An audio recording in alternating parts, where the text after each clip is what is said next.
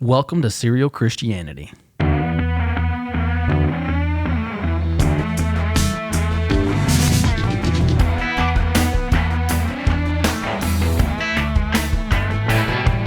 Man, oh man. That's right, boys. This podcast has a name. I love it. Serial Christianity. Woo! With your boy, Austin Upchurch. Ya boy. Isn't there an MMA fighter? It's ya boy. Eric, your boy Anders. Yeah. He was an Alabama football player. It's a wonderful name. That's cool. Well, I'm Austin Upchurch, and these are my buddies, Zach Seiler Yep. and Lance the Big Cat Freeman. Hello. We're all best friends. Lance Freeman. We're all best We friends. are all close friends. We are all very close friends. So this bad boy started out 11 weeks ago now, this podcast, and it has been through a metamorphosis of content, guests, Yeah. and names. I can't believe it's been 11 weeks. 11 weeks. Man, time flies, doesn't it? Yes.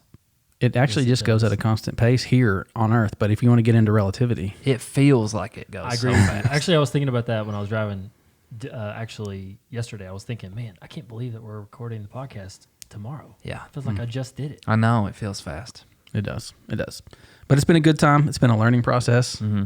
We have definitely not been afraid to fail in many regards.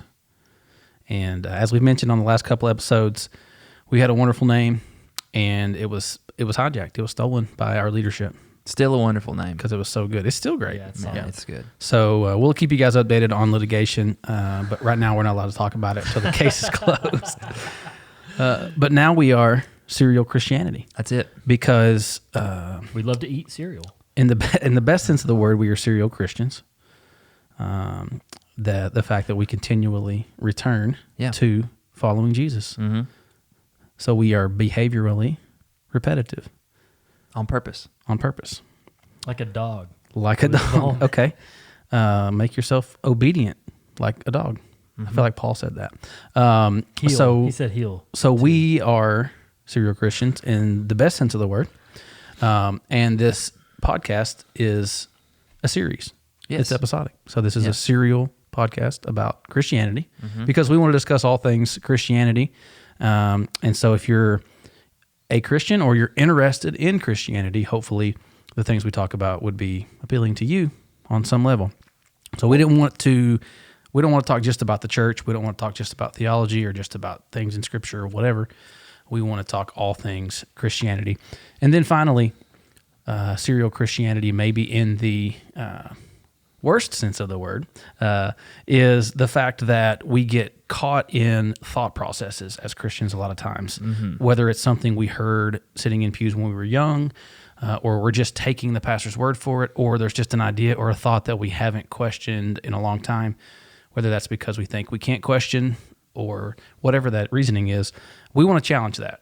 We want to make sure that we're always thinking, that we're always challenging our own thoughts, making sure that we're pressing them up against Scripture and seeing how they line up, and making sure that we're willing to bend and mold and change our viewpoints if Scripture demands that. Right. And you may be thinking, well, I know what Scripture says, and so I know that I'll never change my perspective on this thing. But the honest truth or honest self-evaluation of that thought process is, well, there are many interpretations of many different Scriptures, and there are people who are very, very, very, very, very smart people. There are theologians who have studied and spent their entire life studying, and they look at the same text and can interpret a different thing. Yes. And so our interpretations, even as individuals, can change over time. And honestly, I feel like, I won't put words in your all's mouth, but I feel like if you look back 10 years ago and you still believe exactly the same things about theology and faith and all of that and Christianity that you did 10 years ago, I would say you may not be thinking hard enough, and I would say maybe you haven't grown.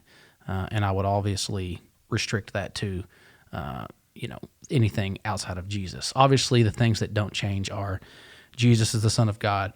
He came to this earth, lived a sinless life, died for our sins in our place, and was raised from the dead by God, and he's seated at the right hand of the Father.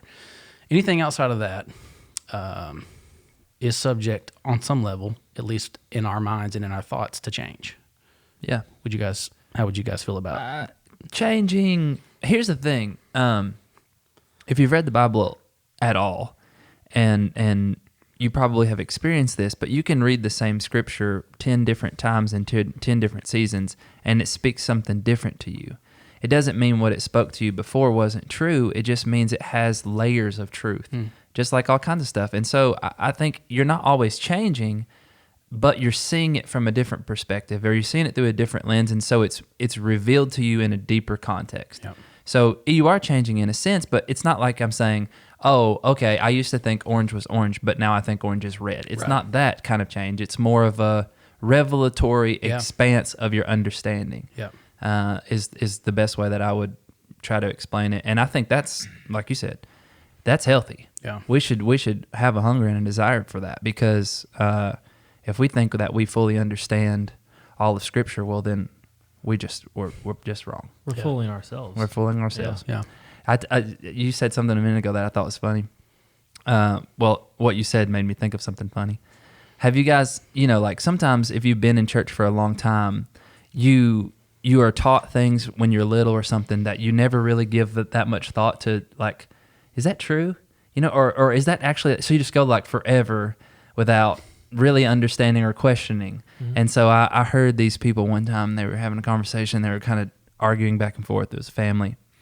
And the kid is talking about he doesn't want to clean his room or whatever.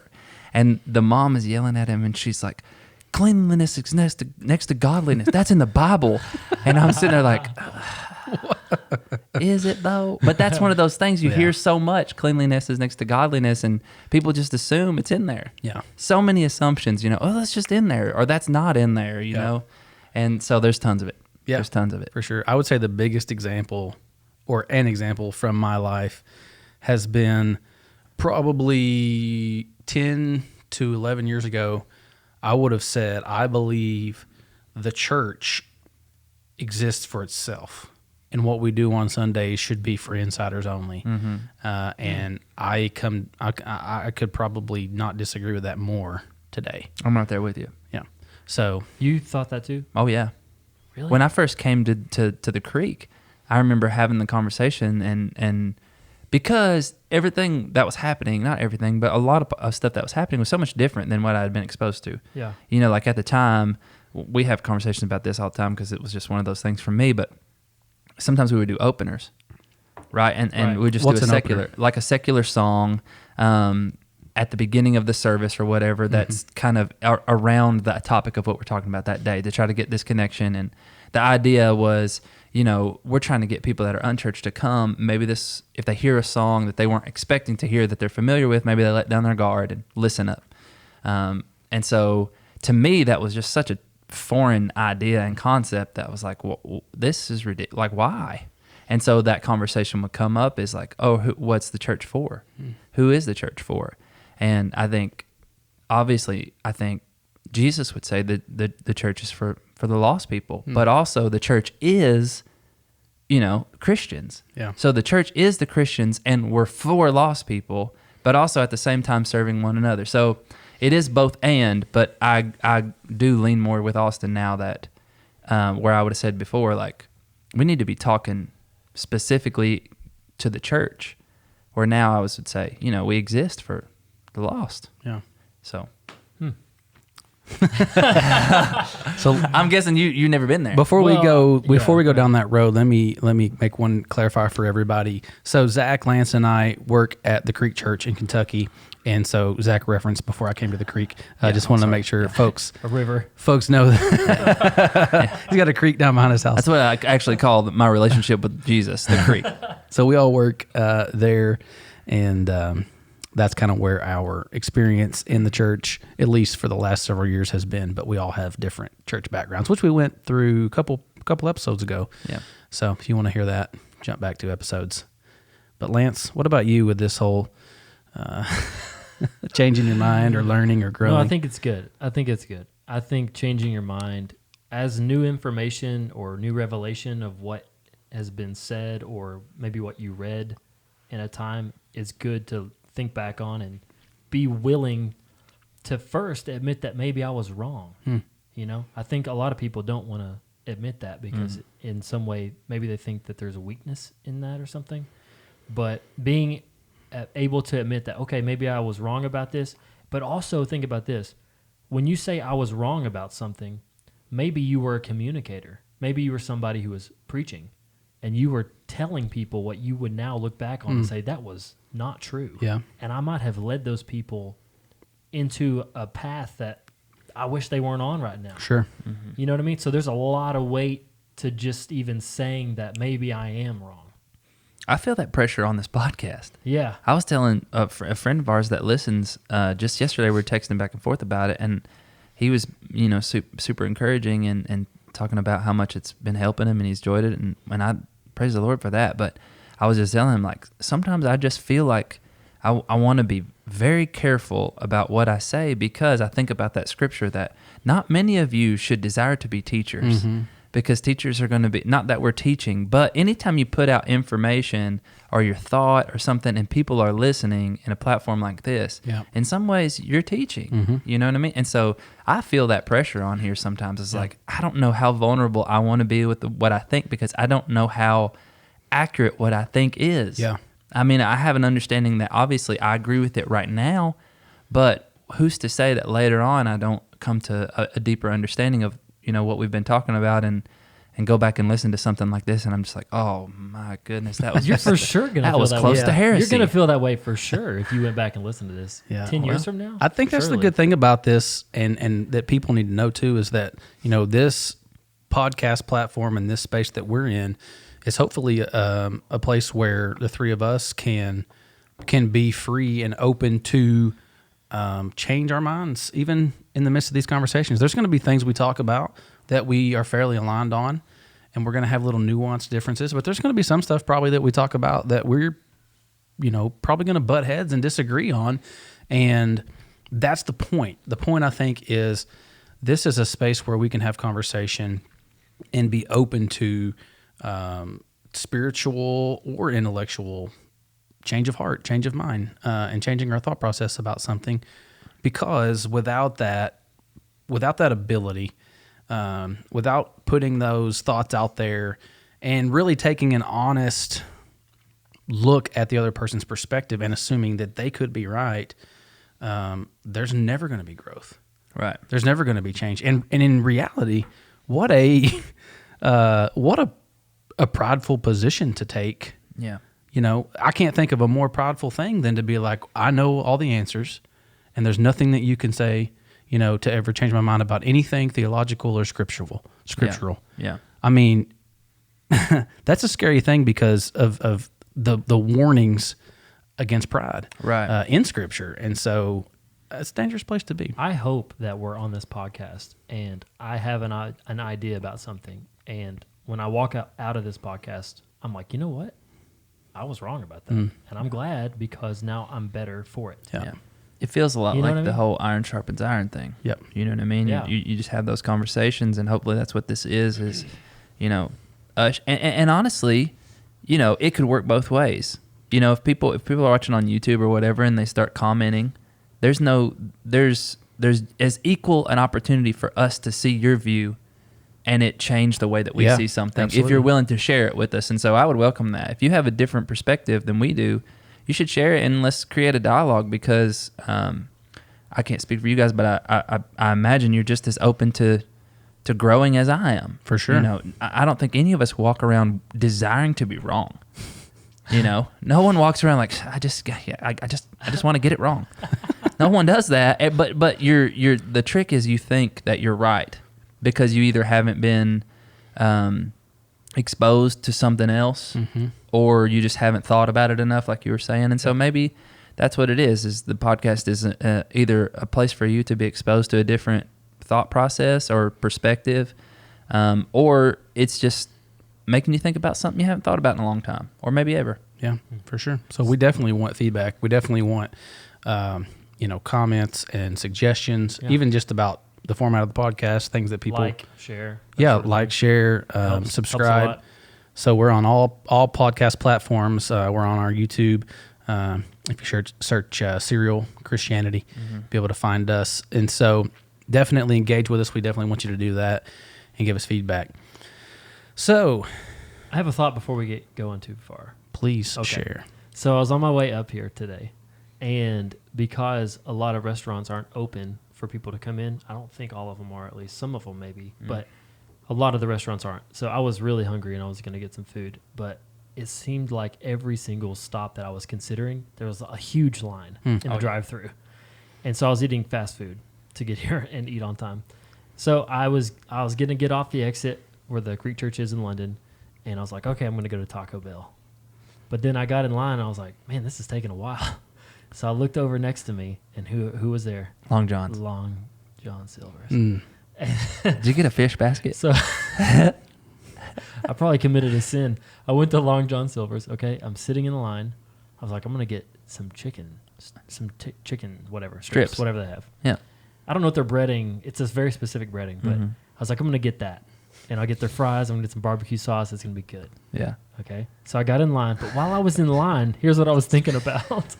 First off, their line. We're probably not going to get sponsored by Long John Silver's after this. First off, there's like 2 people in their line, okay? So I knew I was going to get through there quick. But while I was in line, I was thinking, this feels like when you're at a theme park and you get on the old roller coaster. The one no one's on? No one's on the roller coaster. You know you're going to have a pretty good time. It's not the best ride out there. Yeah. You look around, the landscaping's a little crappy. The the roller coaster like artwork has got moss on it. It's moldy. It's a little bit kind of dilapidated. I was in that line. I was looking around. I was like, this feels like I'm at a theme park. You know the difference between that and an actual theme park? Hit me. On the old ride at the theme park, you can ride it as many times as you want. As soon as you get off, you get right back on. Sure. You don't want to do that at Long John's. No. It's not a revolving door. That is a ride you ride once in a while. I don't regret my decision to eat there. It was good. And I'm sure the fine people at Long John Silver's love working there at their job and the food that they eat every day. Or maybe not. But either way, I was thinking about that in the way in. I was like, this feels very much like a theme park with that old roller coaster vibe. Listen to this. You didn't want to wait. That's right. Took the easy route. I did. Last night, my small group met for the first time since this whole COVID thing, and we had Taco Tuesday. So we just all hung out, ate tacos. It was awesome. So good to be around everybody. Anyways, one of the guys in my group, he has a job on a little side hustle. He does DoorDash. He's always talking about how much he makes on DoorDash. It almost made me want to do it. Anyways, he was telling me last night that so here in where we are in London, there's a part of town where Wendy's is just right across the street from Taco Bell. It's just it's literally right across the street. So he gets a DoorDash order for Wendy's. He has to deliver it to a worker at Taco Bell, and the guy tells him, just go through the drive-thru and hand it to me. Nice. He had to go through the Taco Bell drive-thru with a Wendy's DoorDash order, hand it to the guy at the window that's working at Taco Bell, and it was like Wendy's is probably $8 for a value meal. They got some pretty good deals over there. 4 for $4. I think they got a 5 for $5, or no, not 5 for $5, but they got a $5. Okay, let's say average $7. Okay. I think this guy's feels a little order, pricey for Wendy's. Though. I think this guy's order, because he had to DoorDash it, was like close to $20. And it's right across the street. And my friend was telling me, he's like, I just felt so bad for the guy. And they actually ended up giving him extra food. Wendy's did accidentally. And he looked in the bag and he's like, oh, they gave me extra nuggets. And he says, you want them? He offered them to my friend. He's like, no, man, you keep them. So maybe Wendy's will sponsor this podcast. That was a pretty good story for Wendy's. I knew not to go through the Wendy's drive-through line because that thing was wrapped around the building like crazy. Yeah. Well, I knew better. You chose to take the easiest route, and I got here on time. Because you needed to get here on time. Yes. But our hope is that those of you out there who are listening and watching, when it comes to your thought processes about Christianity and theology, nice, that you won't take the easy route. I see what you're doing. Nice. That you won't just jump in the short line, that you will take the time and not lose patience and jump in that line. Ladies and gentlemen, that is called a pivot. Come on. Let's go. That's called a segue. Very nice. All right, so we're going to be talking about, typically we're going to talk about a topic each day and just kind of try to, wrestle it to the ground, give our thoughts, opinions, see where it goes. very, very, very loosely scripted, let's say. Yeah. And so last week, after the podcast, Lance and Zach and I were talking, and Lance had an idea that he wanted to talk about. And so he was asking us this question, and it sort of left us with a bigger topic, and that's what we're going to discuss today, which is this seeming dichotomy that exists out there between all things church and everything else. And so for the sake of this conversation, I would call everything else the secular, although I do not like that word typically, and I don't like to use that word because I think that everything is spiritual. I think everything is God's. David said in Psalm 24 that the earth is the Lord's and all that's in it. And I believe that. And I believe that nothing necessarily is given over to the secular. But a good definition of secular from our good friends at Merriam-Webster is of or relating to the worldly or temporal. I think mostly whenever we think of the word secular, we think of the second definition, which is not overtly or specifically religious. But I like the first definition better, of or relating to the worldly or temporal. I think that biblically makes more sense because you have a lot of language biblically that things are worldly. Right. So, that makes sense to me. But I think for clarity's sake, for the sake of this conversation, when we say secular, we are basically just referring to anything that is not the church. Okay. And the church, obviously, we'll get into that part later. But so that's what the conversation is about today, is this dichotomy that exists, it seems, in the world between the church and everything secular, and how that leaks over into our thought processes and how people treat church things differently than everything else, and kind of what that means. And so, Lance, if you want to jump us off, get us started on kind of where you were coming from last week when we arrived at this idea. Okay. So what I was thinking about was whenever a family or a person leaves, church is just a group of people. They leave a church group of people and they go somewhere else to a new location. When they talk about, this has just been my experience, so obviously there are outliers out there for sure that exist, but in my experience, the majority of people are very protective over saying anything disparaging about the former churches that they've been a part of. Also, vague. They don't even like to say the name of the place. Yeah. They'll say the former place that we were. Yeah. Things, and it just led me to think, what is that? Is that them trying to protect that group of people? Is that them trying to?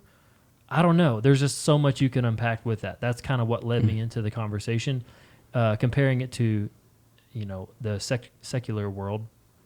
If a person were to work at Papa John's and then they work at Wendy's, they would just be like, well, I worked at Papa John's before, and this was my experience there, and they would be honest about how it was, good or bad, and not try to hide anything. I feel like there's a lot of stuff that people try to hide about their past experiences. So you're saying if they left Papa John's and went to Wendy's, Wendy's is definitely going to get us a sponsorship on this. Sure.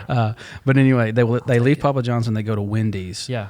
They're not, somebody at Wendy's says, hey man, how'd you end up here? Yes. They're not like, oh, at the place I used to be employed, blah, blah, blah, blah, blah. Mm. You're saying they're just fine to be like, well, at Papa John's, this happened and I didn't care for that, so I came here. Yeah, they're just straight up about it. They're not veiled about it. Not veiled or private or secretive or protective over, the other business. I've just noticed that in church, it's very cloudy. Yeah. And I wonder what the heart behind that is. I'm sure it's different for everyone, but it would be nice if there was a little bit more honesty. And to recognize this when people are talking about, okay, this is where I was in this season, and now I'm here at this new place. When I was there during that season, that might not be the representation of what it is today. The church you went to in 2009, it maybe was a horrible place to be. Maybe it wasn't a good experience for you, but that could be a completely different place in 2020. Right. So I may be recognizing that on the start, just because that was their experience doesn't mean it's still bad there. Yeah. They might even thrive there now. Sure. With different leadership or maybe they recognize, maybe they had a moment for themselves to be like, you know what, we were really missing it here and we want to fix it. Yeah.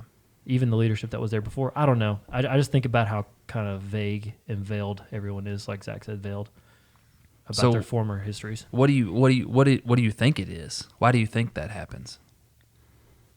I think maybe they're trying to have the other churches back on some level. Maybe they don't want information to get back to the other church that, oh, John Doe's been talking trash on us, and then they've got tension or problems that they might see them in the community, and then they know like there's a beef there. Mm-hmm.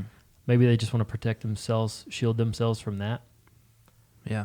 But I just don't know if we see that as much in the secular world too. Right. So is your perspective that they should be okay with saying, hey, I was at this place and they named the place and this is what happened and so this is why we left? I wouldn't say there's a blanket rule for it, because obviously there is time when you probably need to be discreet about something if it, for whatever reason. But I just think in general, everyone's a lot of times, from what I've gathered, very kind of close to the chest about that sort of thing. And I think it would be helpful and maybe even a healing thing for people to talk about it on more of a real level. And maybe this goes into the whole thing of maybe you don't share everything with everybody. You have levels of honesty within the circles, different levels of your circles. So I don't know. I just was thinking about that whole idea. And I think it would be kind of nice if people were a little more honest about their backgrounds. And maybe you might even look at them and think, oh, I can understand where you're coming from a little bit more because I know more of your story. Right. Versus, I really don't know a whole lot about their past. Maybe they're ashamed of it too. Maybe they were wrong and they recognize that. Well, that's what I was going to say. Do you guys think shame plays a role? Because I think there is a large part of Christianity that is tied to like this idea of faithfulness. You're supposed to be faithful. Not necessarily always faithful just to your faith, but faithful to your local church, like community. Loyalty is better. Ooh, yeah. Loyalty is better. Yeah. And so there's this idea that you're supposed to be loyal. You know what I mean? Like we're in this together. And so I wonder if people who leave a certain congregation and go to a different one feel shame. And so they don't want to talk about it because there's already this concept of loyalty. And if you leave, especially not for like a disagreement reason or something like that, then they feel this shame, like I don't want people to know. You know what I mean? This is kind of like, let's just not talk about it. Yeah. Do you think it's similar to the whole, like, when a person, say, grew up Amish and then leaves that community?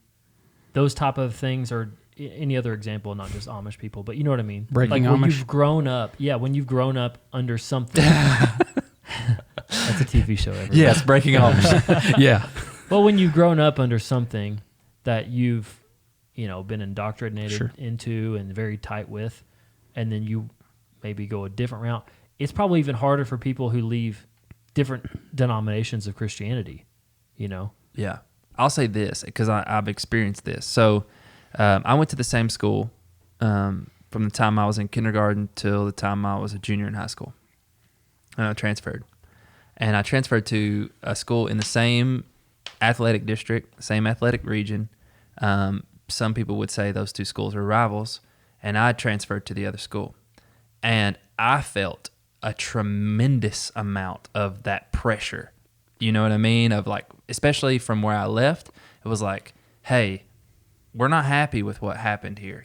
Because they had so much time invested. They had so much time invested in me, especially my coaches, all the people who had poured into me, my teachers, all these relationships. And they felt this like, man, you turn your back on us. Hurt, you know what I mean? Hurt, tons of hurt. So in church world, I think there is a lot of hurt. In the business world, I don't know that there's those relationship ties where you feel that kind of hurt, unless you're like a partner with someone. You know what I mean? Like if you started a business with some guy and he leaves you to go to a different business that's maybe your competitor, because let's be honest, there's competition in the church world. Yeah. Especially local churches that are within driving distance of each other.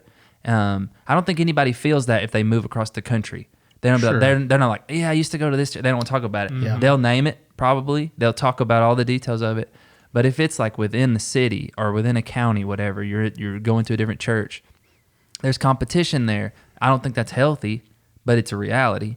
And so in the business world, that would be the comparison. Like, you're not a partner with this person, you're just an employee. But like you go to like a law firm or something. Yeah. You're with them, then you leave for Yeah. another one, competitor. Yeah. But to take it down a level, if you're just a worker for someone, you just you do whatever kind of job that you have there, but you're not like in ownership. Maybe you don't even have a real relationship with the owner of that company. That owner of the company probably doesn't feel that like hurt that you left. Yep. Because he doesn't have an emotional tie. Right. But in the church world, there's so much emotional tie. Yep. You're there with each other, you're loving with each other, and you're family with each other, and there's so much there. And then when you leave, people feel like, you left me. Yeah, it's personal, not professional. Yeah, that's it. It's personal, not professional. You left me. You didn't. Yeah. You left us, and you left us for them.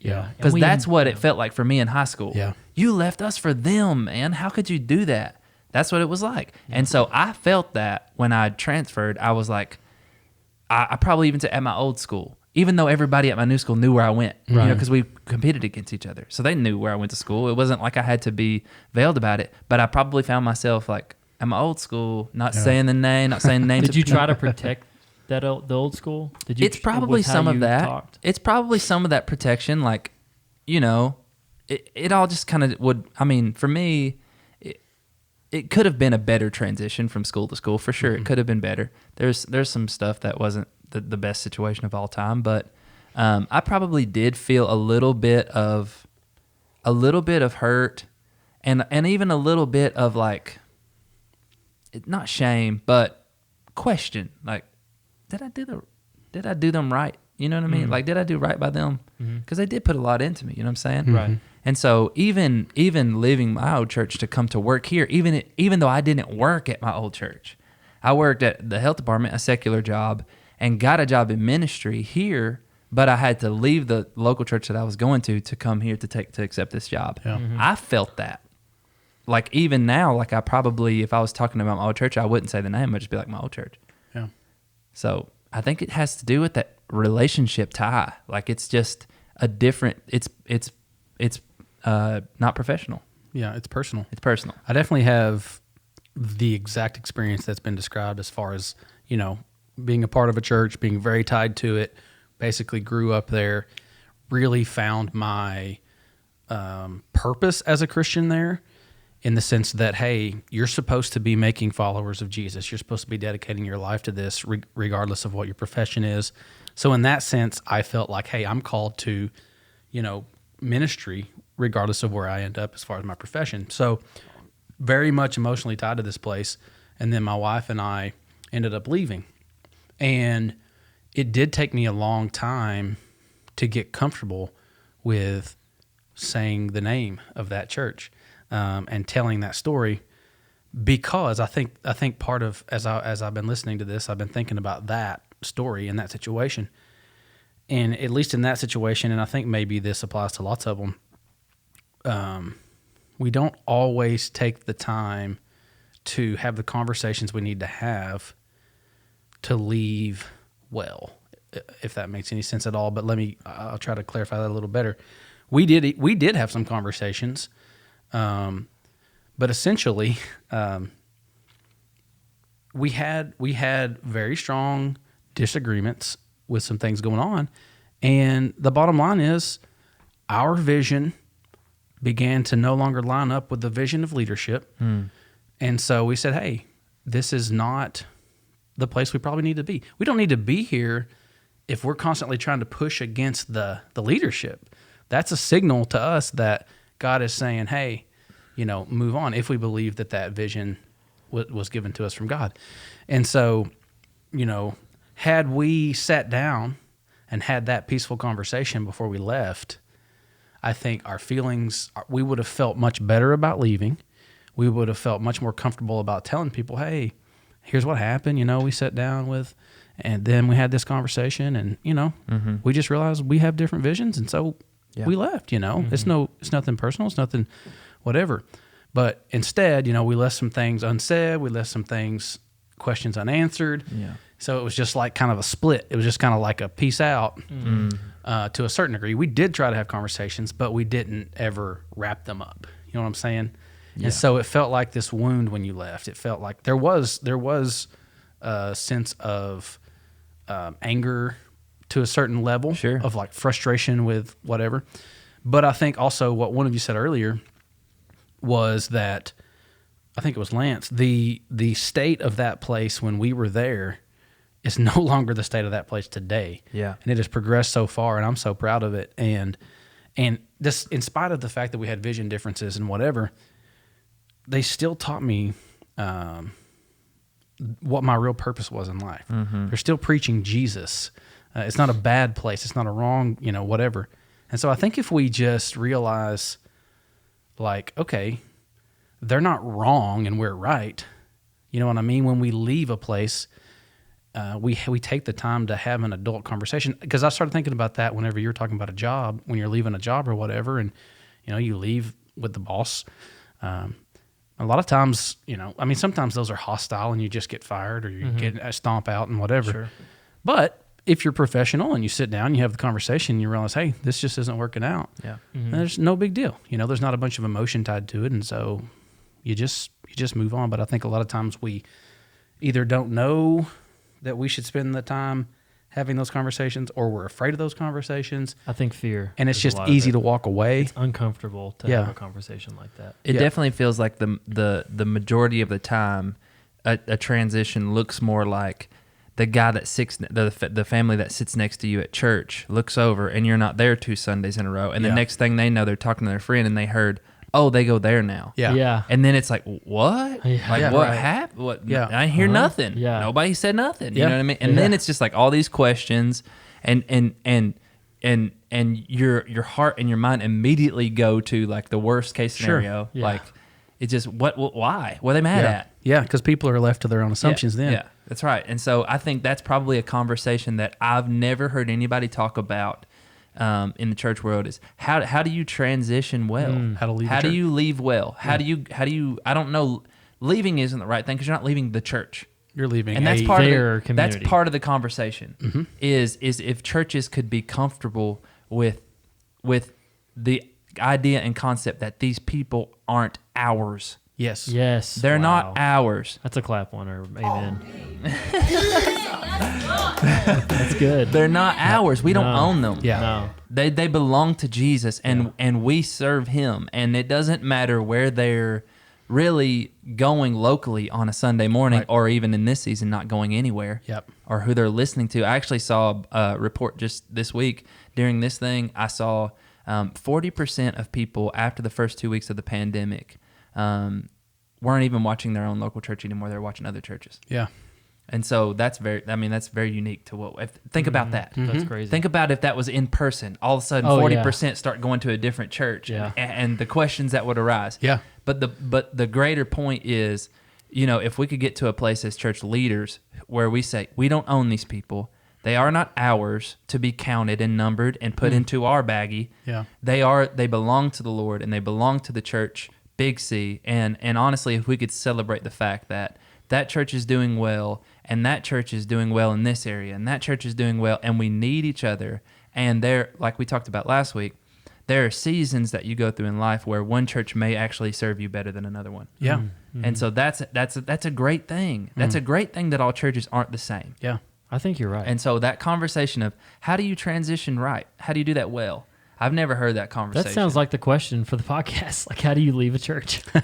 Seriously, think about that. Definitely one in it. I almost feel like if you've been at a place long enough to where when you stop going, people are going to recognize that you're not there. On some level, you need to have a conversation with somebody. Sure.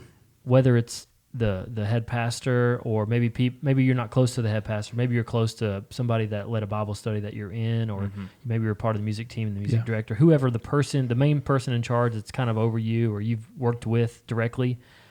I think it's our responsibility, a little bit of extreme ownership, Yeah. to have a conversation with that person and be like, hey, this is kind of where I am.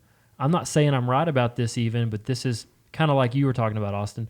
My vision is different than what the church's is. That's not an indictment on you guys doing something wrong. Yep. Just me having a different purpose. Yeah. So that means we're going to transition out, and this is when we're doing or how we're going to do this, whatever. Yeah. So you can leave things as amicably as Yeah. possible. The last church that I was a part of, I had one of those conversations with the pastor. I let him know straight up, this is why Kara and I are transitioning out of this community, and this is why. And that was not fun at all to talk to. How did it go though? How did he receive it? Well, what happens is I will get into that, but you become friends with these people. Sure. Very close friends. Yeah. Some might even say best friends. No. Some might. say. I would say very close friends with these people because you're on the mission field together. You're working towards something together. You're trying to reach the lost. I mean, there's a great banner that you're waving together, right? You're working together. So they're very close friendships, and when you do decide to transition, it can be agonizing. I mean, it's losing sleep at night, nervous about For it. sure. It's a horrible feeling. So whenever I had this conversation with my former pastor, he handled it amazing. Yep. That's probably just because he's such an awesome dude. He didn't look at Lance and Kara as, oh, I own them. Yep. Or they're my Possession. possession or something, or they're indebted to me in some way. They have to be here forever. Yeah. Or until I leave the ministry or whatever I decide. Right. He didn't have that perspective at all. He was very open-handed. Hey, listen, we're still friends we're friends because we're friends. Yeah. If you're at this community, that's wonderful, and I'm going to miss you. Yep. But if you are somewhere else and you feel like that's where the Lord wants you to be, then I support that. Yep. Yeah. So he was amazing about it. And I'm sure other people have fallen in that category many times Yeah. if they were to have those questions. But have a conversation with somebody and don't just go out the invisible back door. Yeah. Sure. Especially if you've been there long enough to where you're going to be noticed if you're not there. Yeah. I think you owe that to that community. That's the right thing to do for that community, to Sure. let them know, like, hey, we're transitioning here, and maybe give them some reasons why. Yeah. You should have a reason why, more than just we got our feelings hurt because we weren't able to sing that special on Sunday. Yeah. Seriously, there's crazy reasons people leave churches. Yeah. Yeah. That's You know? To go back to the business world, a lot of times when people leave a job, they do like a exit interview. exit interview. Yeah. Yeah. Yeah, and they want to know, how come you're leaving? What would have been better? Yeah. What Great would have questions. kept you? Great questions. Those are great things, Yeah. and I think that what you're talking about, as far as a leadership perspective, and even a congregant, I guess, is a kingdom mentality. Yes. You're talking about a kingdom mentality rather than a local church mentality, where you're trying to grow your thing. Yeah. And it's even biblical that some plant seed, some water, some till the soil. That's what the church is doing. We're all doing different parts of this thing that we call the kingdom. All of us have different jobs. Not all of us are hands, right? Not all of us are feet. That's biblical. And so that understanding of we all have different jobs in this thing, and what ultimately we're here to do is serve the church, who are these people, and whoever God sends to us, we are working as hard as we can to serve them and serve Him and push them farther in their relationship with Jesus. And if it means that you can grow closer to Jesus somewhere else, then that we should actually celebrate that. Yeah. We should actually celebrate that. And so, I don't know, that is I think just a healthy conversation that should be had, and I'm glad we're having it. Yeah. I didn't see it going here, but I think it's good. I was thinking about when you were just talking about celebrating, just to brag. I think this is true. Maybe you can vet this out, but Pastor Trevor's been very, very open-handed with people, and when people have transitioned out, hey, I want what's best for you, and if that means recommending you or writing a recommendation letter. Talking about employees? Yeah, employees. I want to help you succeed past where you are here. Yeah. That's the way to do it. Yeah. Right. You For know? sure. If it's not the best fit here, that's okay. Yeah. Yeah. I want to help you move forward. I want good for you. And I think the same thing could be said for a congregant too. Yeah. It just, to me, seems like such a non-confrontational, coward way of I'm just going to go out the back door. Sure, they're going to notice I'm not there, Sure. and sure, they might see me post about another place somewhere else. And that's where that tension and bad blood comes from. Yeah. That's just Yeah. ugh. It's just hurt there. And there's fear, like you said. It wasn't a fun conversation. And it maybe even goes back to last week's conversation about vulnerability. You're putting yourself in a position where you have to be vulnerable. And honestly, in the church world, there are these morals that we all try to live by. And to some degree, even though it may not be a moral question, it feels like I shouldn't I shouldn't say things to you that aren't nice, air quotes. Yeah. And maybe some of those things or frustrations that you had or disagreements that you had there or things that you didn't see eye to eye on, those could be considered, I don't know, they could be considered bad things depending on how you look at them, Like, it's a bad thing that you don't do it this way and they do it that way. But it doesn't mean it has to be, but I think that's where your mind automatically goes. And so as a congregant, you don't want to have that conversation. You don't want to say something that might hurt somebody's feelings, or you don't want to put yourself in a position to where you just have a difficult conversation. You run from it. And you could be hurting their feelings more by running from it in a way. That's the thing. Well, go ahead. That's the thing I was thinking a second ago is a lot of times I think people leave churches because they feel like that church doesn't care about them.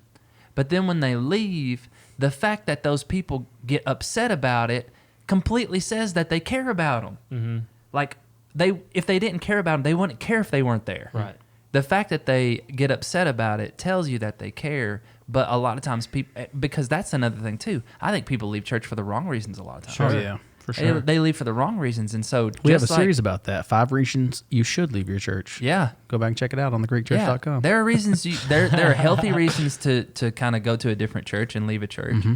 And there are reasons that you shouldn't. Bad reasons to leave a church. Yeah. And bad ways to leave and probably good ways to leave. And so I think, like I said a minute ago, I just haven't heard anybody talk about it. Yeah. So no one really knows how to do it unless you just are, I don't know, pretty mature in a lot of areas as far as that goes. What if you had that conversation and so you're talking to the pastor or whoever's in leadership over you and you're like, this is why we're leaving.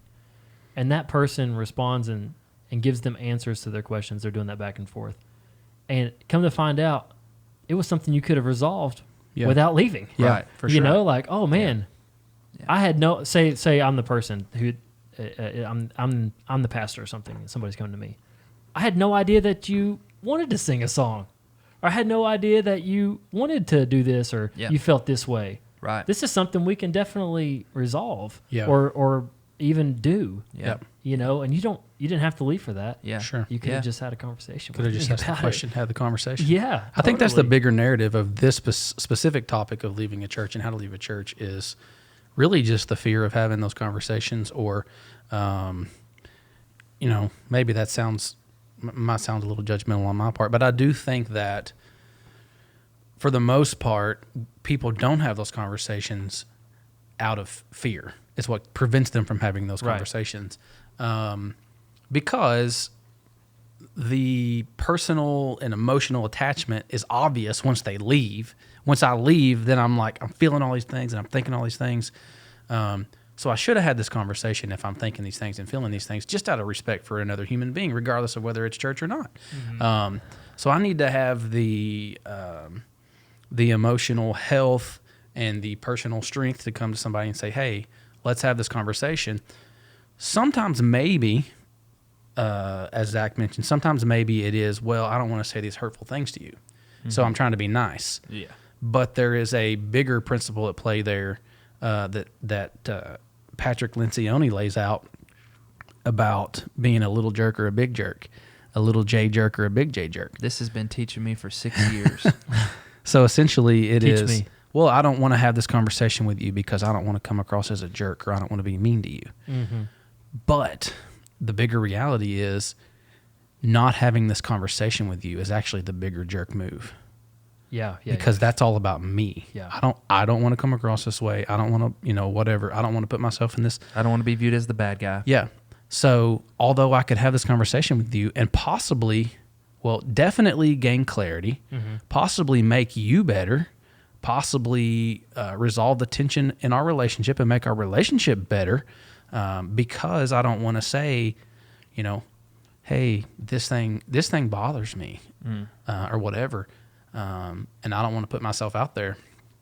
I just choose not to do it. And so really, in many cases, I'm robbing you of an opportunity to grow and improve. And I think that's the bigger point of this whole podcast is like, let's learn how to have conversations. Let's be okay with progressing our thoughts forward, and helping other people do that as well.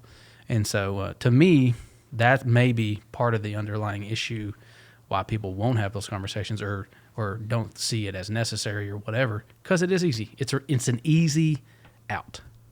Do you Oh, think yeah. pastors, I could totally see this being the case. I would feel like almost it would be hard for me as a pastor of a church to fully embrace people as my really good friends, close friends on some level because of fear of them leaving, hurting me in some way, because maybe you've seen it happen so many times where people come in and out. They're used to kind of the in and out kind of thing. Mm-hmm. You know, over the long haul, how many people stay in the same place Right. for their whole lives, Right. for example? And you don't know who those people are going to be. Sure, those people will eventually be known. You're like, oh, well, so-and-so is just ride or die. They're going to be here, as long as I'm here. Yeah. But seeing the kind of inflow and outflow of people, I could see that being hard for pastors to fully embrace someone because how bad it can hurt when they do leave. You know what I mean? I feel like that would be sort of just the same as any relationship, though. Opening yourself up to a person, another human being, and being vulnerable with them and Yeah. becoming close to them, whether it's a friendship, a best friendship. Yeah. Well, it's like a breakup. A when you marriage. leave. It's like a breakup when you leave. Like if you're going to marry somebody, you're like committing your entire life to them. And anytime you commit to relationship with someone, you're opening yourself up to be hurt really, really, really badly. Sure. And so, I mean, anybody can leave anybody at any time. So it's like, I feel like that's just a broader, that question kind of applies to anybody in any relationship. But I think it does. And honestly, as a pastor and really as a Christian in general, you're called to really love somebody. Yeah, not just like the I love you, but the real love, Corinthians kind of love, you know what I mean? Not selfish and all that stuff. Love is kind and patient, all these things. What you really, I think the goal, at least for me and the team of people that I get to pastor, what I would want for them more than anything is to prosper. And if being in a different place means that they prosper more, then I need to put my heart in a position to where I actually desire that. Mm-hmm. That I don't try to hold on to them for my own sake, but I actually want them to prosper, even if it means they go somewhere else. Now, there's pain involved in that because there's love. There's love. There's pain, and you want to keep them close. Mm. But real love says, wherever you're going to prosper the most is where I want you to be. No different than a parent who says, you know what, it's time for you to go. Yeah, I love you so much, and I want to see you every single day at home. I want you to live with me for the rest of the time. But it's better for you if you go. Yeah. And you have to let them go. And that's what I think a true pastor's heart should work towards. Are all of us there? Are any of us there? I don't know. But I think that's the goal, is like, I need to love this person, even if it means they aren't mine. Yeah. Mm. And I think it's a not, obviously we've been talking about this conversation really about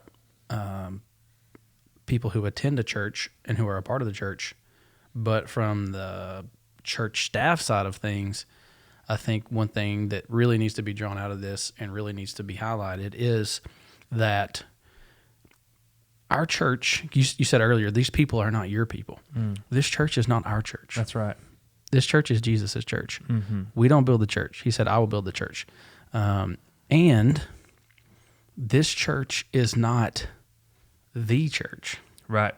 This church is not the kingdom of God. Mm-hmm. The kingdom of God is so much bigger than this place. And I think it's easy because it's easy to get drawn into this sort of view of life when you work for a church that this place is where it's at. This place has it going on. It's the closest to what God really wants, or I wouldn't be here. And there's some truth in those things.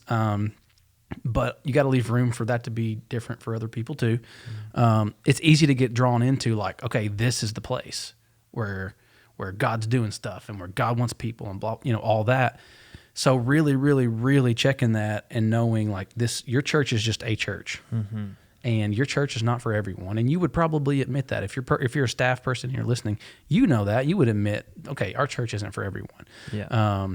And so having that pastoral heart and realizing and having the humility to realize and say to yourself and to God and live in such a way that this church is a church amongst the church amongst the kingdom of God.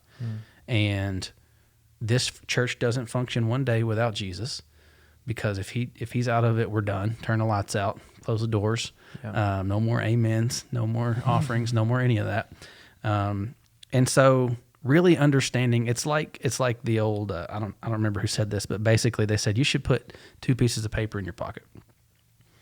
In one pocket, it should say, God did all this for me. God made all this for me. In the other pocket, it should say, I'm dust. Because some days you're just feeling like a bum and like trash and like whatever, and you need to pull out that one that says, God made all this. God sent Jesus. He did all this for me. Man, I'm important. And then there's some days when you need to pull that one out and go, oh man, I'm just dust. I ain't nothing. Yeah. And so I think this is an example of when we got to pull that dust card out and say, hey, in the grand scheme of things, in the kingdom of God, what we're doing is very important, because it's about people. And if we reach one person, then it's incredibly important.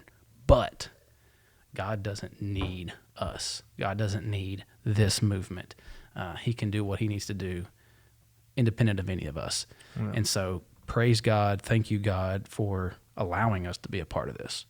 I just think that mind shift and being aware of that and getting out in front of that, like if you're going on staff at a church, like learn from my mistakes and our mistakes.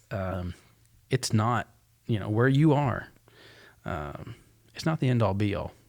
So yeah, for whatever that's worth, maybe that helps somebody. Yeah.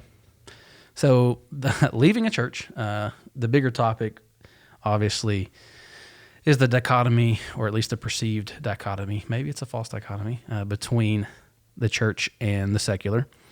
I think one of the reasons that it's difficult for us to understand why we treat things differently based on whether it's church or secular is because we would all say and agree that the church is people, right? Right. And so like on the job example, we feel like it's okay we feel like it's not okay if we leave a church to just, I'm going to use the word, it's a strong word or whatever, but to bash, the people at the old church or the leadership or whatever. And certainly it's not okay. Mm-hmm. But in some ways, as Christians, if we're not careful, we will simultaneously feel that way. And then when we get fired or we leave a job, we think, oh, well, I can go, from Papa John's to Wendy's. Now I can bash Papa John's. Yeah. And we forget in that moment, we separate in that moment the spiritual from that secular job, professional thing. And what we lose sight of is the church's people. Mm-hmm. So if people are the church, then if I can't bash these people, then I can't bash these people. That's if I can't bash the church people, I can't bash the Papa John's people. Mm-hmm. And that's probably something that bothers me about the situation that I've certainly been guilty of. So leaving a church, that's one of the areas where we see a dichotomy between the spiritual or the church and the secular. Some other things that we had talked about was marketing. Lance, you brought that up last week. Money is a big one. The way you talk about, view money and how it's used in the organization. And then this idea of personal choice, entitlement, and control when you walk into that place. And so I think one clarifier as we're moving forward is when we talk about the church today, you guys tell me if this is fair or not. I think what we're talking about is not necessarily the people of the church, but we're talking about like the organization. Yeah. Like when we talk about marketing, we're talking about, okay, the church as an organization creating a marketing strategy. This local organization, church organization, do these things? Yeah. Right. Yeah. Mm-hmm. I just thought of one too that I think we should talk about. Okay. So I'm perfectly fine, and I think it's perfectly okay. It's kind of conceited. I wasn't finished. Oh. I'm perfectly fine, and I think it's perfectly acceptable and even probably healthy for someone to leave secular jobs to advance in their career, to look at stages of places to advance for advancement. I think that's fine. And probably most 99.9% of people would. No matter how long you've been there. Yeah. I get a job for a printer company, and I'm selling printers. and I have this idea that I actually want to work for the best printer company. I'm perfectly fine with you moving up that ladder from company to company till you get to where you want. Yep. As a church employee, I think it is super bogus if you look at your job as a way to get advancement to that church that you're trying to get to. You know what I mean? Like, Define bogus. like it's just, I think it's just super gross, and like I think it's wrong to view ministry as a way to advance a career. Okay. Like I'm not tied to you as a ministry. I'm not here for this ministry. I'm here for myself.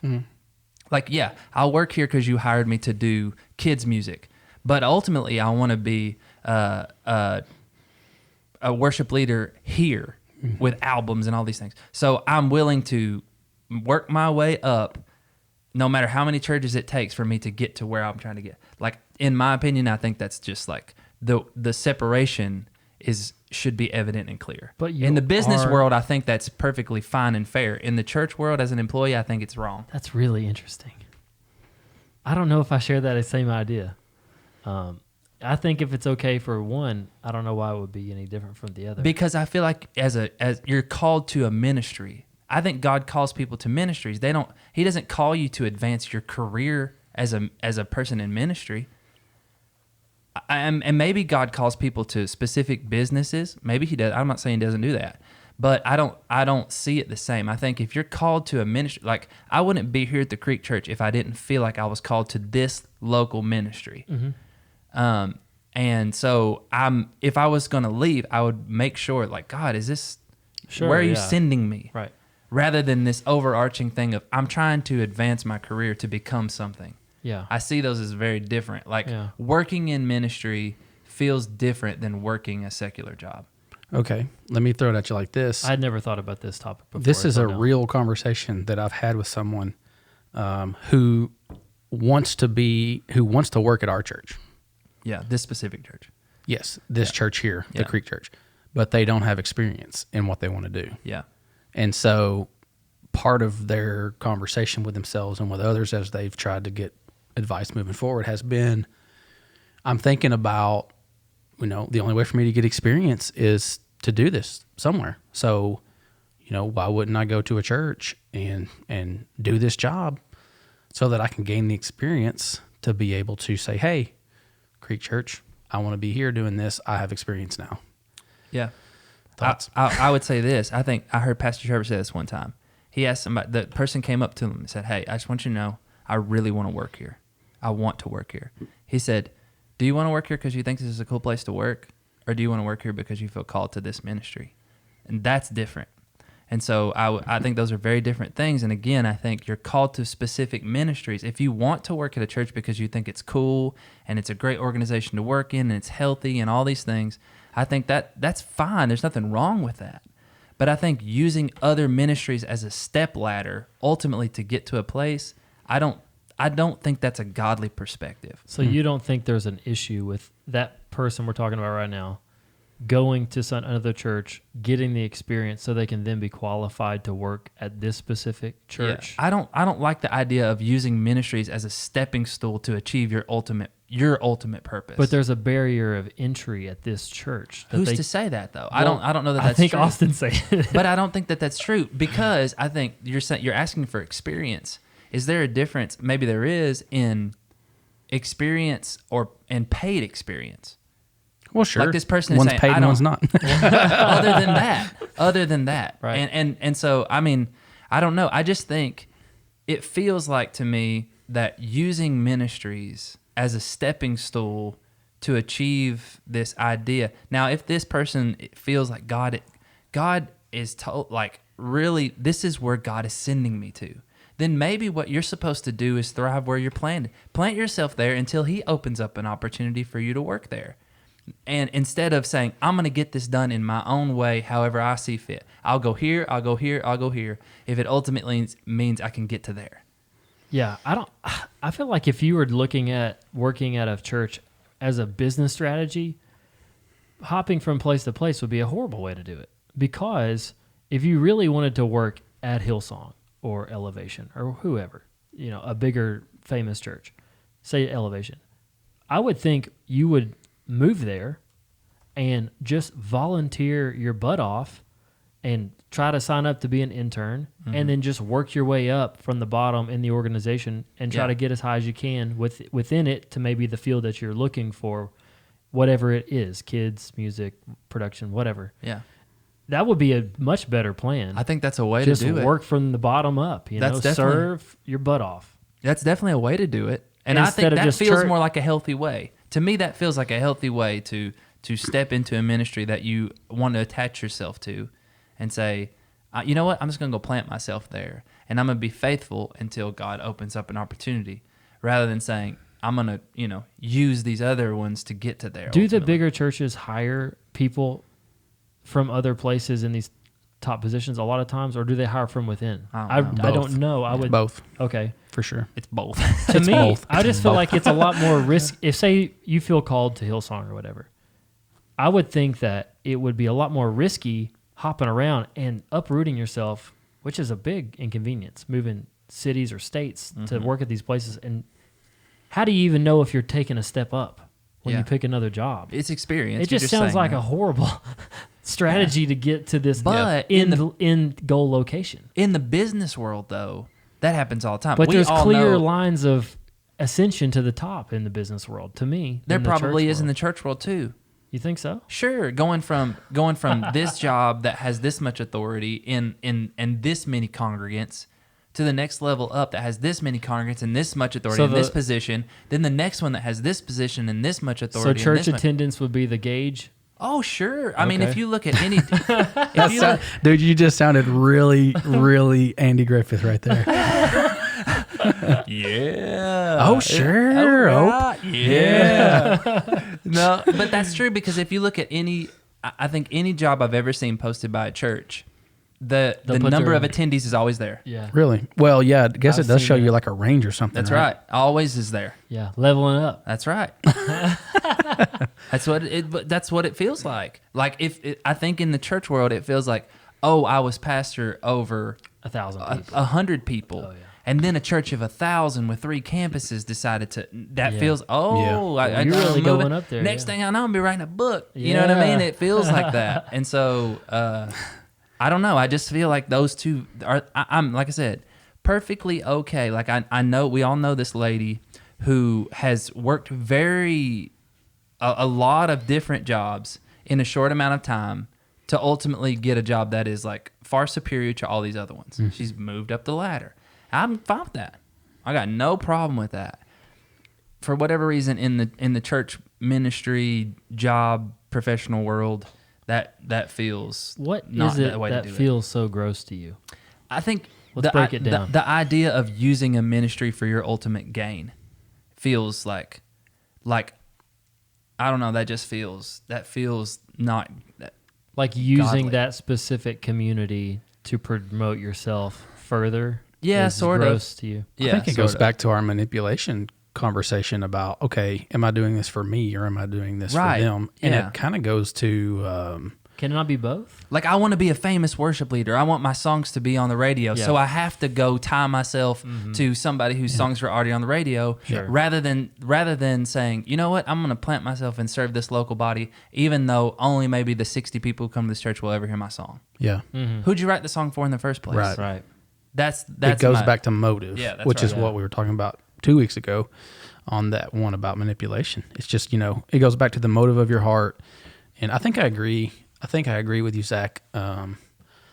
Obviously, I would leave room for God to open a new door for somebody, and you definitely are saying that. Yeah. But I definitely think that, I don't know if I want to say the word definitely. I'm pretty sure I think that going into any position in the church or in a ministry with the full understanding and expectation that I do not want to be here. I do not want to stay here. Yeah. I do feel like that's... I'm not in it for you guys. Yeah.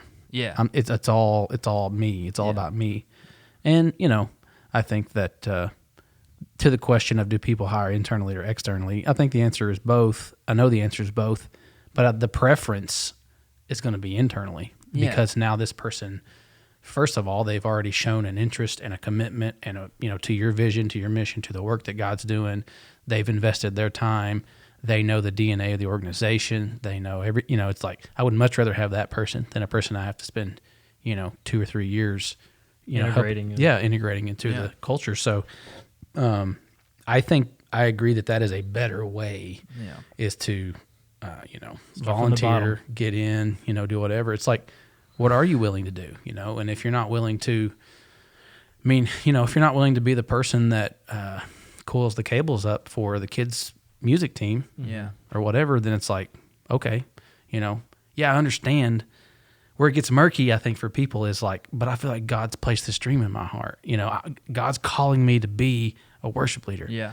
But it's like remembering, David was a shepherd. Oh, there it is. See, that's it. Before he became king, even after he was named. That's it right there. He already had the title of king on his life. Yeah. By God. You know what I'm saying? It came from God, anointed king, but he didn't become king for years, but he didn't press his way into it. Yeah. You know what I mean? He was okay with the process and understood God is preparing me in whatever I'm doing now to ultimately get me there. Yep. Could I press down the door? Absolutely. But when I get there, if I press down the door, do I have the character to sustain that?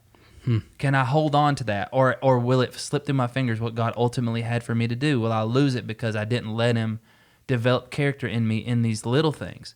It's like, would you do the little thing if you didn't get paid for it? Yeah. Mm-hmm. You know what I mean? Would you roll the cable up if nobody saw it? Right. Would you roll the cable up if you weren't getting paid for it? Would you do that? Or would you just say, you know what? No one's looking. No one's going to see me do that right now. I'm not going to do it. Yeah. It's not going to get to my ultimate goal. And so, like, are you above? It's like that. Don't despise small beginnings.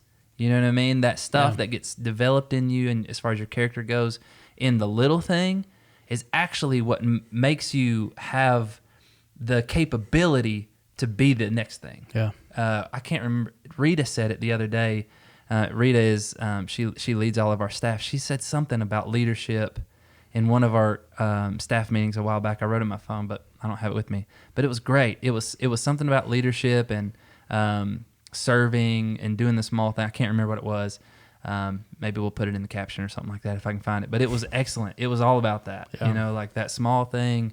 If you're not willing to do that, you don't have what it takes to actually be the it's one. a servant leadership mentality. Yeah. I hadn't even thought about that question as far as Too big like to do the promoting. small thing. You're too small to do the big thing. Maybe that was it. I don't think that was. It's but close to I just that. thought Something like that. It's close to that. I remember her talking about something like that. But Yeah. I hadn't thought about the question you had posed just then, so I'm thinking about it right now for the first time. Because hadn't thought about it either. I'd never really thought about, I guess people like that exist where they're trying to ladder their way up the church chart or whatever and get higher rungs of responsibility to promote themselves. I never really even thought about that. So I would say, thinking on it more, I do think there's a difference, and it is gross. Yeah. So I would probably agree with you on that. I just think there's smarter ways. Like if you really invested in whatever church, go there and just work your way up from the bottom, and the cream rises to the top. Right. But I'm perfectly okay with that mindset in the business world. Yeah. I've got no problems with it in the business world. That's interesting too. I mean, I agree with you, but I'm in my mind, I'm going, okay, why? What's the difference? Because in essence, let's say Joe Bob is CEO of Widget Industries. Yeah, yes. And I'm thinking, okay, I really want to work for, Tim Jim over at Vizio Industries. Yeah. And so, but I got to use, I'm okay with using Joe Bob, even though Joe Bob, he's invested his life savings in this company and he's going to, put me in a position and trust me. And I know full well, I'm really just trying to get over to Vizio Industries instead of Widget Industries. And is that, It feels gross too. It feels gross too. When you say it like that, I don't like it. Like even I was having a conversation with a friend yesterday, and we were talking about income and all these things, and he used to work for a job or at a job that made quite a bit more than he makes now. And I asked him, I said, would you be okay working there now, even and getting paid more? Because he was like, if I'd have stayed there, I'd be getting so much more than I make now. And he said, and I asked him that, and he said, honestly, if the only reason I was staying there was because the paycheck was good, I would feel like a dirtbag. yeah. And so I don't think that's everyone though. Sure. There's lots Oh, of yeah. people who work a job for the paycheck. They hate the Definitely. job. Definitely. Hate it, but they stay there for the paycheck. Well, at the end of the day, I mean, you got to provide for your family. Right. You got to take care. You got to be able to pay the bills. So it's not like we're like criminalizing folks who work for the paycheck. You know That's what I what mean? I'm saying. That's the difference is like, I don't think you do ministry for the paycheck. Yeah. You don't do ministry for the paycheck, which may Definitely. lead to a different discussion. But Yeah. why? Because you're called to ministry, I think. I think you Just answer the question. that's. I think, and Here's what people. again, it's murky. I don't know if people realize this, but in the ministry, you can literally make thousands of dollars a year. Yeah, That's true. Maybe. ones of thousands. No, but I think it's murky waters because I think God is so involved in humanity and people that He gives people with business sense and then calls them into business to affect business. I think He does that. Yeah. You know what I mean? And so I'm not saying that the only people who are ever called to a profession is if you're in professional ministry. I'm not saying that. I don't agree with that at all. But I don't know. It's just murky waters when it comes to like, working for, the state. Do you feel like God called you to the state, or are you just there? Like, I don't know. Yeah. Well, that gets into a whole nother God's call conversation. I know. Let me put you in this scenario then. I don't know if I want to be in it. You're in the interview with Jim Bob at Widget Industries. I thought it was Joe Bob. Joe Bob. Okay. He goes by Jim. Okay. I thought Jim Tim was the other guy. Tim Jim is his name. I'm impressed you remembered either one of those names. So you're sitting down with the CEO of Widget Industries. Yeah. You know that it's a stepping stone for you. Mm-hmm. You're a Christian. Yeah. And he says, I would love to know, your intentions. Yeah. I don't want to make a hire and somebody's going to leave me in 2 years. This is something, whatever. Yeah. And you got a family at home, Yeah. a couple kids, Yeah. a wife, and you need this job. What is your answer to that? I would answer it honestly. I would say if I was put on the spot, like in this scenario, Golly. I've actually had I've That's a tough question. I've had an opportunity to think about it. So now that I've thought about it, if I could have prepared for it, I would say something like this. I'd say something like this. Joe Bob, as a career, I have this that I want to achieve. Vizio. If I can do that here, that would be outstanding. But if that's not an opportunity here, if I can't get to that here, then ultimately that's where I'm trying to go. That may mean that I can only be here for a few years. Yeah. But ultimately that's where I want to go. If that means I can do that here. I would love to do that here. And I would love to do that here, and I will serve this place faithfully and do that job here if I can achieve that here. But I want to be honest with you that if that's not achievable here, then that is my ultimate goal. Having had time to think about that question, that's how I would want to answer. And it. I think I would add this, Joe Bob, I love this company and I will be completely loyal to you. But I love my family more than this company. And I'm more loyal to my family than this company. And so, if I were to get an opportunity to further the, better take care of my family. Yeah, to better take care of my family, it would be hard for me to turn that down, Joe. And I think you can understand that. Yeah. But I would definitely make you aware of that opportunity. And You know what happens then? Joe says, "You're the kind of man I want to hire." that's right, boss. Okay, what if he's hiring you for the? What if you're getting hired by Widget? How far down this hypothetical? What if Widget is hiring you to be, the CFO, but you want to be the CFO for Vizio? So it's the exact same job, Yeah. and you're not going to go any further. But that company, for it's whatever just not reason, the is not- company that you really want to be at Vizio. Right. Vizio is just so much cooler. And That's what I'm hipper saying. and So he sexier. asks you that same question.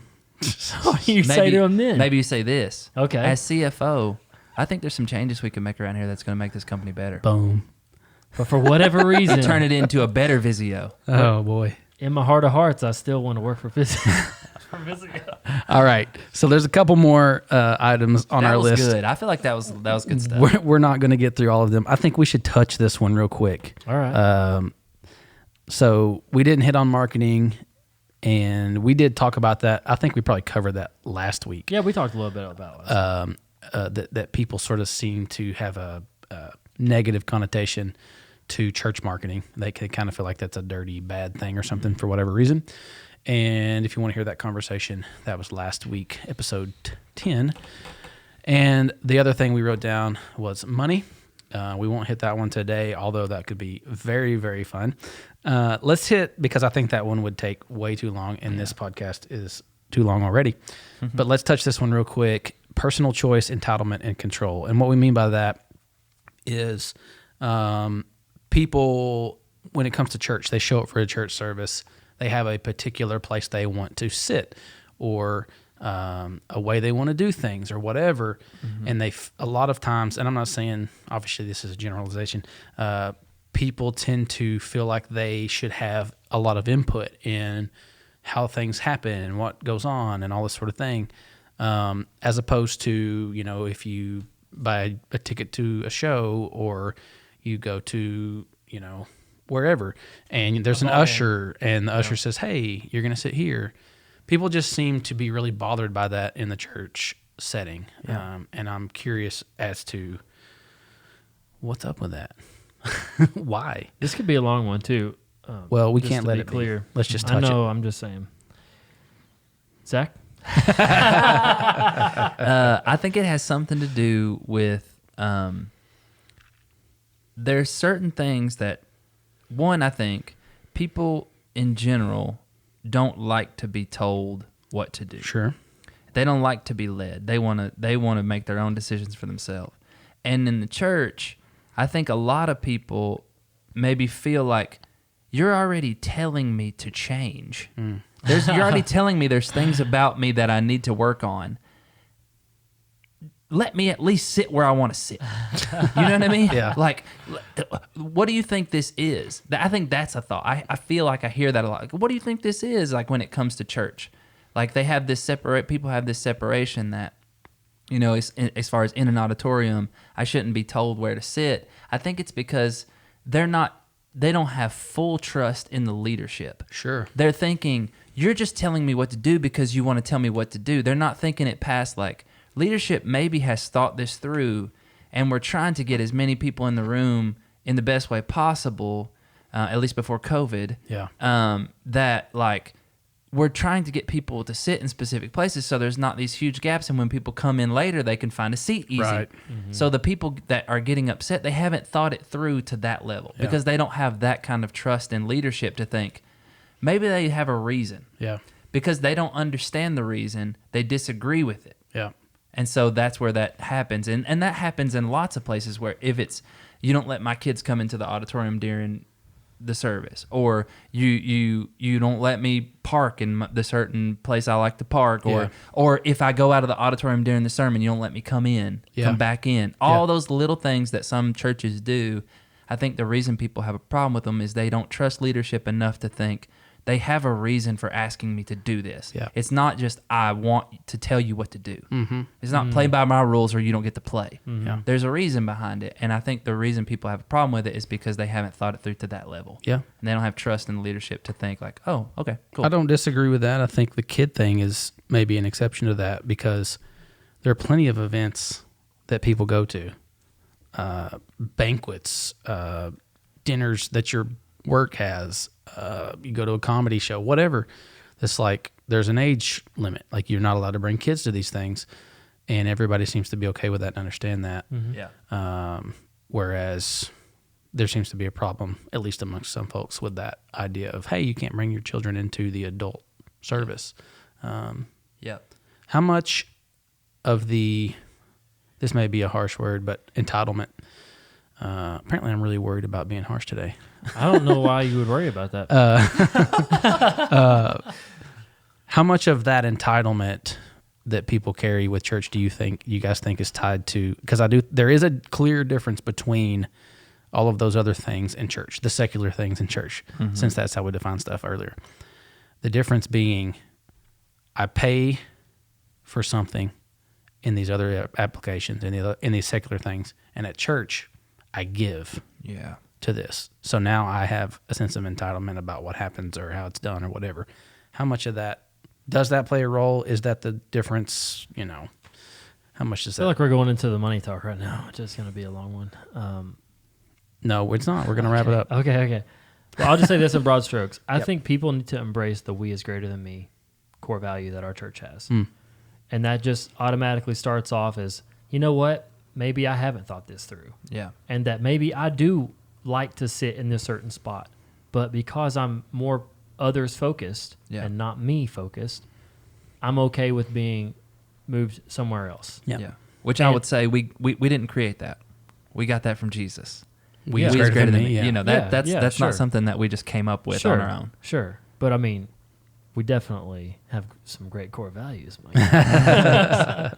No, but for real, like just embracing that. I think that there's some responsibility on these different church communities organizationally to be thinking about, okay, what are some, cultural things, DNA things that we should be helping our people in?